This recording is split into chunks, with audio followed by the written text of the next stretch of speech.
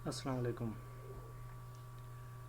उम्मीद करते हैं सारे दोस्त खैरियत से होंगे। आज से हम कंप्यूटर का नेक्स्ट कोर्स जो है माइक्रोसॉफ्ट एक्सेल कोर्स शुरू कर रहे हैं। ये आपको बताते चलें कि बेसिक कंप्यूटर को समझने के बाद जो ऑफिस के लिए ज़रूरी होते हैं Microsoft Excel, Microsoft Word, InPage और जिस तरह के ये जितने भी माइक्रोसॉफ्ट एप्लीकेशन हैं ये हमें चलाने का तरीका आना चाहिए। सबसे पहले ज़रूरत होती है माइक्रोसॉफ्ट एक्सेल की। तो मेरी गुजारिश है आपसे कि मेरे चैनल को सब्सक्राइब करें और बेल आइकन को प्रेस ज़रूर करें ताकि हर वीडियो का नोटिफिकेशन और आपका कोर्स भी मुकम्मल हो सके। अब मेरे साथ साथ हर वीडियो देखें और चैनल को सब्सक्राइब ज़रूर करें ताकि हर वीडियो का नोटिफिकेशन आप तक ज़रूर पहुंचता रहे। आइए ओपन करते हैं माइक्रोसॉफ्ट एक्सेल को। माइक्रोसॉफ्ट एक्सेल, इसको नाम देते हैं स्प्रेड शीट। ठीक है, ये कलेक्शन के लिए इस्तेमाल होता है माइक्रोसॉफ्ट एक्सेल। कलेक्शन का मतलब आप जानते हैं। कलेक्शन के लिए जो इस्तेमाल करते हैं माइक्रोसॉफ्ट एक्सेल को, तो इसमें सबसे पहले हम समझाने के लिए आपको बता देते हैं कि ये एक कॉलम है। ठीक है, ये कॉलम और ये रो। ठीक है, जैसे कि ये मुकम्मल सिलेक्ट हो जाती है रो और ये कॉलम। ठीक है, ये रो और कॉलम एक्सेल में समझना बहुत ज़रूरी होते हैं। जैसे कि एक्सेल में अगर आप कोई रिज़ल्ट बनाते हैं, मुख्तलिफ नंबर लिखते हैं, उनका टोटल करना होता है, कोई ना कोई चीज़ आप लिखते हैं उसका टोटल लेना होता है, कोई तकसीम, जमा, ये वो इस किस्म की चीज़ें जो आपको करनी होती हैं बहुत ज़रूरी होते हैं और वो सिर्फ़ एक्सेल में की जाती हैं। ठीक है, एक्सेल के अलावा आप किसी और Microsoft Word, Excel, InPage वगैरह पे इंतहाई मुश्किल होता है ये काम करना। तो आपकी सहूलत के लिए मैं समझा देता हूँ कि सबसे पहले जैसे कि आप ये देख लें, हमने कॉलम कहा था इसको और इस साइड को हमने रो कहा था। ठीक है, कॉलम और रो ये दो चीज़ें आप याद रखें।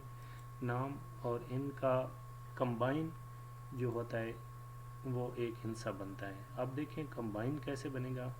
मैं आपके सामने एक हिंसा लिख देता हूँ, जैसे कि फ़र्ज़ करें 8। अब ये कॉलम के हिसाब से इसको मैं थोड़ा कलर भी दे देता हूँ आपके सामने। कॉलम के लिहाज से ये डी बन रहा है और सॉरी और रो के हिसाब से ये 7 बन रहा है।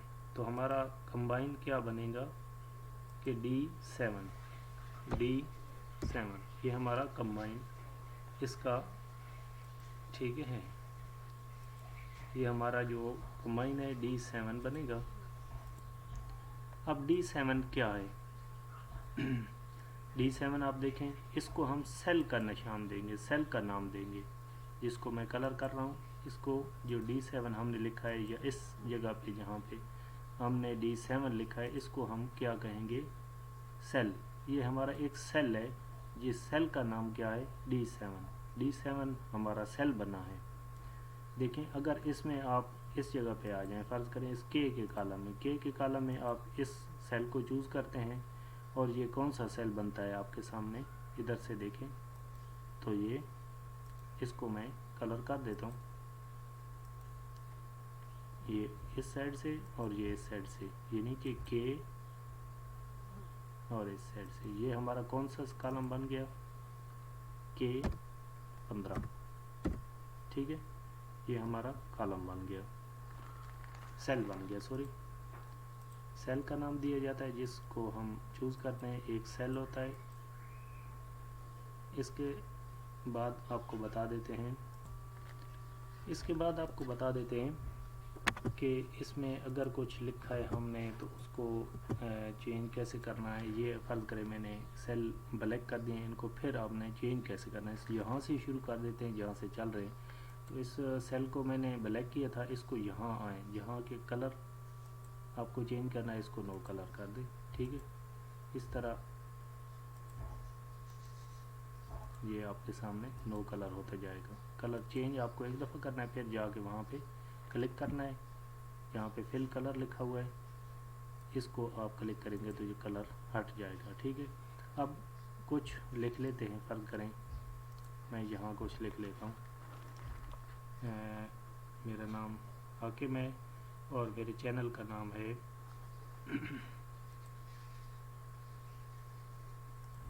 चैनल का नाम ऑफिस वर्क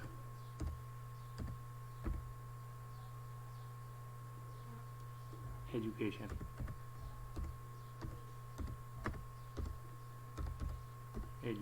ठीक है, एजुकेशन।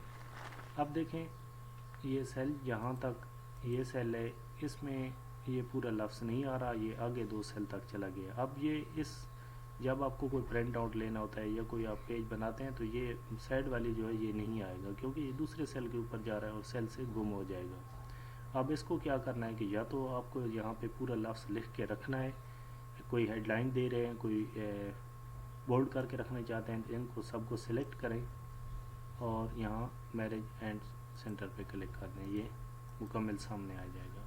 ठीक है, या फिर अगर यही चीज़ हम ऊपर लिख देते हैं ऑफिस वर्क। ठीक है, ये ऑफिस वर्क नहीं, ठीक है, ऑफिस वर्क नहीं, ये भी दूसरे में जा रहा है। अगर आप इसको यहीं पर सेलेक्ट करना चाहते हैं तो आप यहाँ पे आए, एक प्लस का निशान बन जाता है, कॉलम के सर पर जाए तो ये प्लस का निशान बन जाता है, या इसको इस साइड पे करके आप चेंज कर सकते हैं, या फिर आप यहाँ जाएं और इसको जहाँ तक लिखा हुआ है यहाँ ले आए। ये आपका सेल जो है एक ही सेल बन गया जिसके अंदर सारा लिखा हुआ है।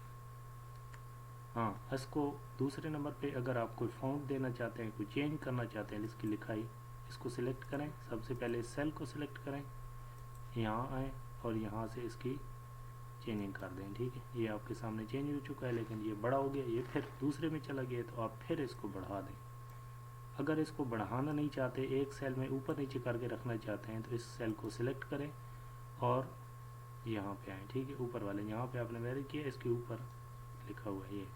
ठीक है, इस पर आप क्लिक करें और ये इस तरह हो जाएगा। अब इसकी जो लिखाई का कलर है वो तब्दील करना चाहते हैं, आप यहाँ पर आएँ, जहाँ पे ए लिखा हुआ है, यहाँ पे आपने बॉक्स का कलर चेंज किया था, इसके साथ ही आपका ए लिखा हुआ है, इस पे आप कलर चेंज कर सकते हैं। मैं फ़र्ज़ करें ये कलर इसका चेंज कर देता हूँ,